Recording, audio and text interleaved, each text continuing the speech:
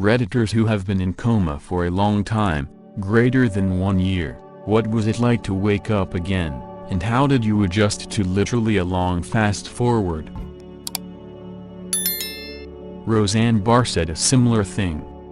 Apparently she was in a car accident at 16, I think. Before that she had to watch and care for her siblings, was a square, never cursed, etc. After the accident, I don't think she was in a coma. Her first words were, "I need a cigarette." She left her family without notice, moved away, had sex, got pregnant, put the baby for adoption, had more children, wasn't afraid to speak her mind. I found it really interesting. Best friend of an old colleague of mine who I met a few times at drinks, etc. She was in a car accident when she was about 20. Spent a few months in a coma. Upon waking up, apparently her whole personality changed, especially her goals and stuff. Before the accident she wanted me to a teacher and was in uni, but after the accident she couldn't think of anything worse and wanted to become a hairdresser. She couldn't remember a lot of her teenage years, and she said some things like her favorite food and TV shows had changed, from what people told her she liked beforehand, and taste in music. I was absolutely flabbergasted by what she was telling me. My uncle and dad were in a terrible wreck when they were both 19.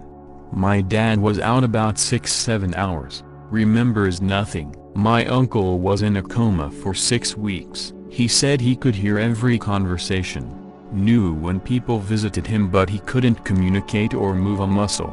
He can still recall conversations people had while visiting him. He said his greatest fear was they would think he was dead and bury him. He was terrified because he couldn't react or communicate and didn't know what they would do with him. Then he woke up. He had some lifelong disabilities but went on to become the VP at his company in Texas. A lot of weird shit. The TLDR is I dreamt I met a man who showed me how to ascend to the lowest of the higher planes of existence. My soul was too weak to continue to ascend even higher, so I had to travel through different realities and strengthen the souls, those versions of me, till I was powerful enough to further my ascension. Some went smooth, some didn't, some were fun, others were terrifying, caught the attention of the wrong being and got chased. As someone with a damaged memory, I can relate. The feeling of knowing something is supposed to be in there but it's not is really hard to describe and so incredibly frustrating.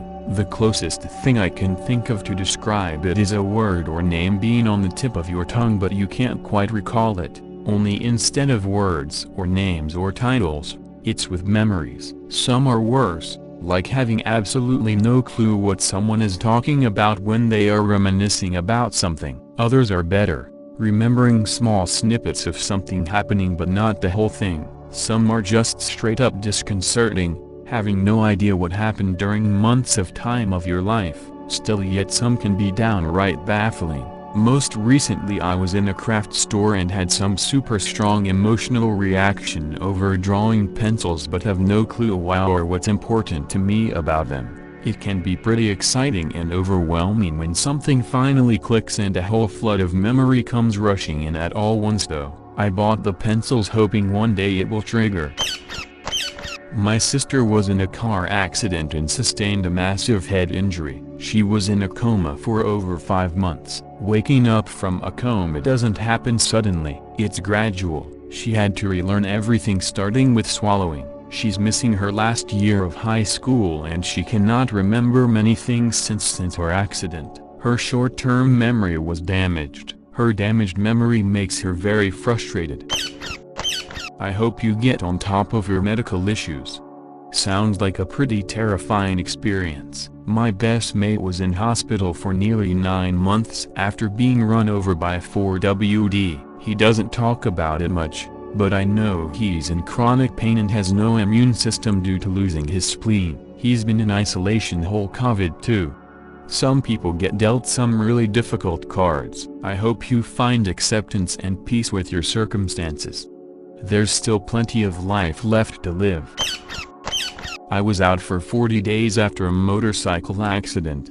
but I don't remember much for about 6 weeks after that as well. I was sedated with ketamine and a mix of opiates and started to wean off of them while still on a ventilator and ECMO. I was extremely confused and seeing double, so I was terrified. Communicating was very hard because of the confusion and that I couldn't talk or write. The thing I remember most vividly is the insane hallucinations I had as a result of the ketamine. I was hallucinating something that was making me freak out and trying to rip the tubes out of me, including my ventilator, chest tubes, and arterial lines, so they had no choice but to tie my limbs down and put boxing gloves on my hands. I had no idea I was doing any of that, but I had moments where I was significantly more aware of what was going on, which were so frustrating because I was completely tied down and again, couldn't communicate. The doctors and nurses kept trying to explain to me what I was doing and that I needed to stop, but I did not understand. I felt like I was being tortured and I couldn't understand why. At the time of my accident, I was in an online relationship that had become very rocky. I had booked a flight to meet the girl and my accident happened the day before my flight. This was only somewhat of a coincidence, as I was riding my motorcycle extremely recklessly due to my emotions and frustration in the relationship, and with my life for other reasons. My family knew about my relationship and was able to tell her, but it wasn't until about 3 months after the day of the accident that I talked to her for the first time by sending her a video. One of my respiratory therapists put a device on my tracheostomy so I was able to talk.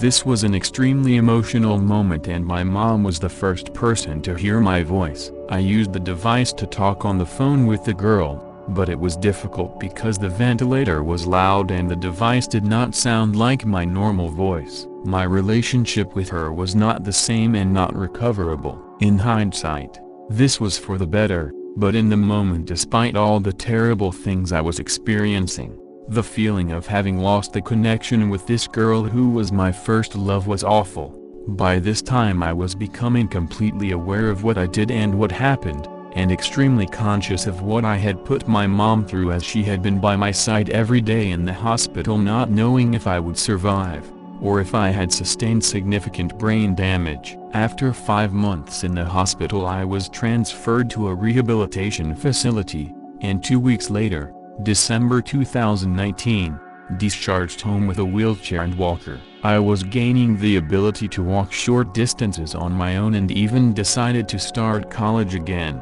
Then COVID hit, and I also experienced some unfortunate medical complications that kept me in and out of the hospital for most of 2020. This is all very recent, but every aspect of my life has changed post-accident. My finances are in ruin. My physical health and pain is terrible, but given the fact that I have all my limbs and can still walk, I feel like I can't complain. I value time completely differently because of my continuing medical complications. I don't think I will live very long. It's a lot harder for me to get angry or upset about anything because it all feels insignificant compared to being tied down, unable to communicate, and in pain. I could write a book filled with details of the past and how I'm doing now, so I'll cut it off here.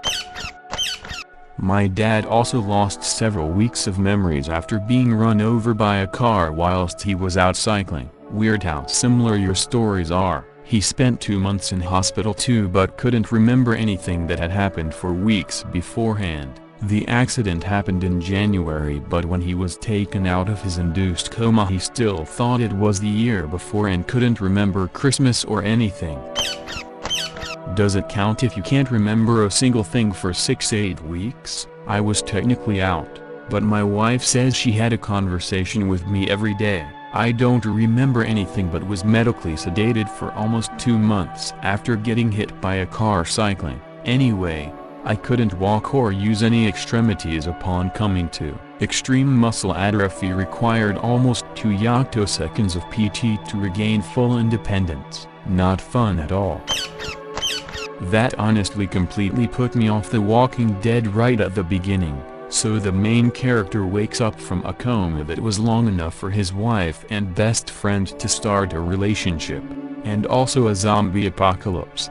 but the zombies didn't care for him and left him specifically alone. Then he wakes up and is just fine. I don't expect much realism in a series about zombies, but there is only so much my suspension of disbelief can do. Yeah man, even super light head injuries caused by sickness or something can really mess you up. Since that happened to me, like, I basically slept for 5 years, not a coma though. First half year one slept like 18 plus hours a day. You don't really have a life when you sleep so much, and your brain doesn't function on a lack of sleep either. It's really the tiny things that you used to be good at that are so noticeable. I used to be quite precise and check and recheck stuff. I still do that. However, I just make mistakes anyway, like ordering the wrong size color phone despite triple checking I selected the blue one, or ordering the wrong size of something. It's frustrating, but luckily it is all very mild and it does seem to improve with time.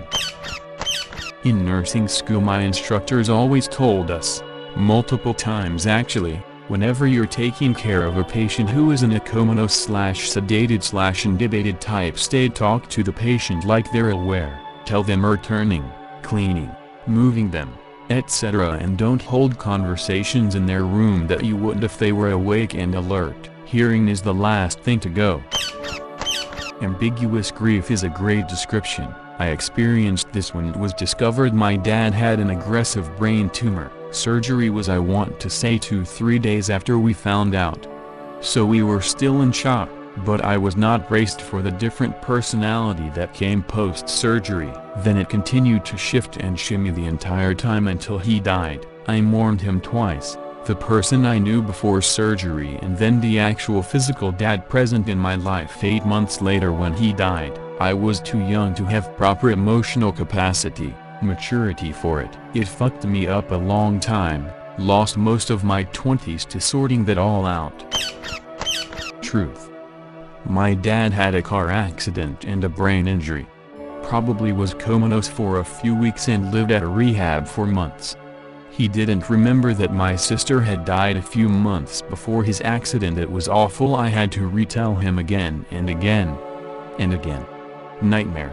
Totally different person too. I felt the same way in losing 2 people that year. It's been over 20 years now and he's still a different person. I've obviously gotten used to him, but he's a shell of what he used to be. Sucks.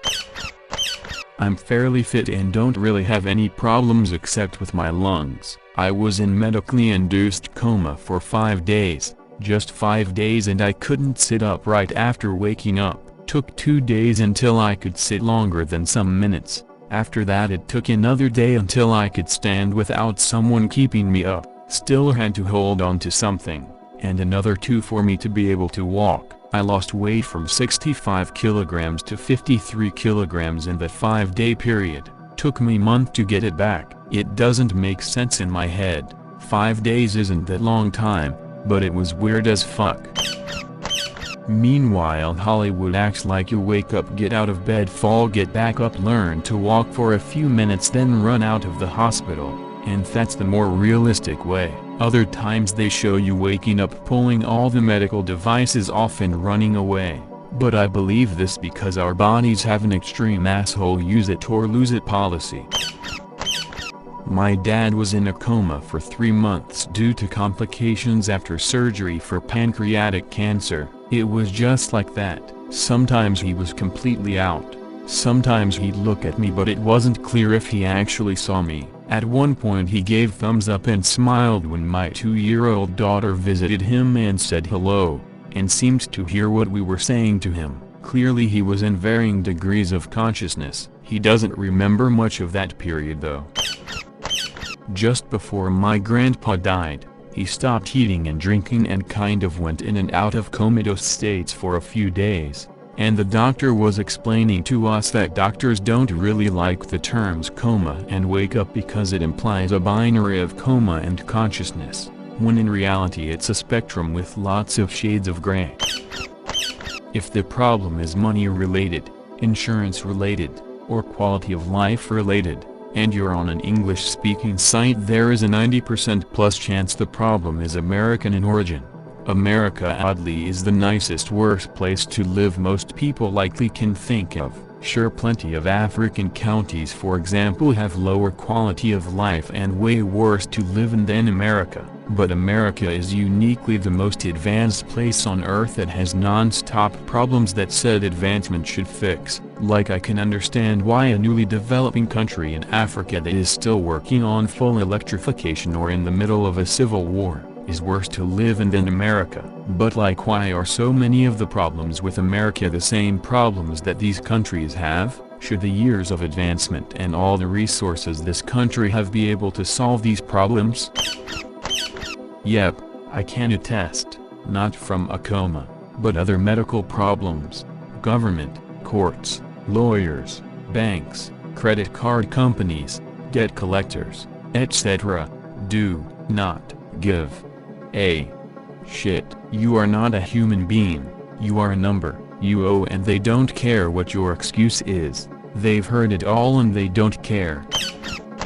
I was only in a coma for about 2 days, but I totally relate to the not understanding where you are. I barely remember my suicide attempt, and then suddenly I woke up in a creepy asylum. Apparently that's just what hers look like at night. I got up to investigate, and suddenly there was this horrible pain on the inside of my left elbow. I had an 4 in.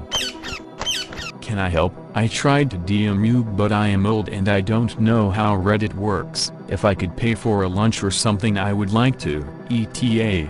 There's been a couple replies to my post and I want to clarify. I'm not really that old, I'm 31. I called myself old, because I am not tech savvy, and I don't know how a lot of platforms operate. The ops reply hit home and I want to help if I can.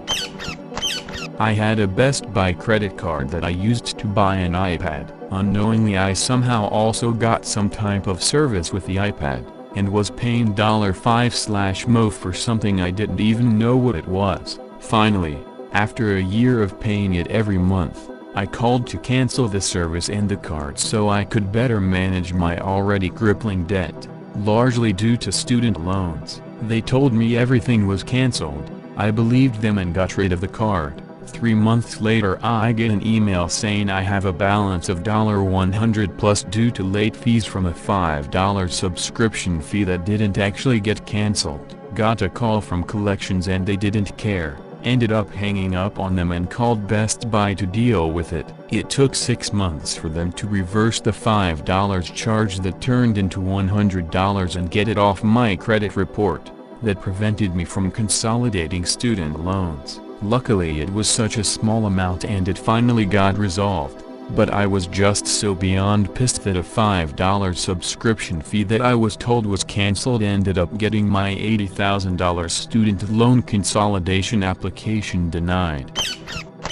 Debt collectors are cunts. When my youngest was a baby and my ex and I were split up, I answered a call from them. The baby was screaming and I was trying to console him. As I was trying to explain that I had 3 kids under 3 and wasn't even able by formula that week, the woman literally said, "I don't care. We need to talk about your debt." I said, "You heartless bitch," hung up and set my phone to send any number that wasn't in my contacts to go straight to voicemail. The debt wasn't even my fault as the bank reneged on my insurance when I ended up in a wheelchair for 4 months. They defaulted me and sold the debt. My credit is shot, but I won't even try to communicate with them anymore after that. I feel ya. It's been a financial nightmare for me too. I don't think I'll ever recover from this. There is no forgiveness for us. Recently, I totally lost it on a debt collector. I was screaming through the phone at him, "Do you fucking think I planned this? What part of $0 do you not understand?" Fortunately I was given Social Security disability, so the working thing has a little relief, but it is a penance of what I used to earn. Unfortunately, because I got behind on child support, due to coma, the state is taking a major chunk out of my disability income to make up the arrears. I have to come up with $3K. I don't have to go to court and maybe get that reduced. Both my boys are Marines now, but the state's still taking money for child support arrears, putting me further in the financial hole. Some days I think about just robbing banks to get out of this. If I don't get caught, great. If I do, I can go live with the feds, prison. Either way it is a win-win situation.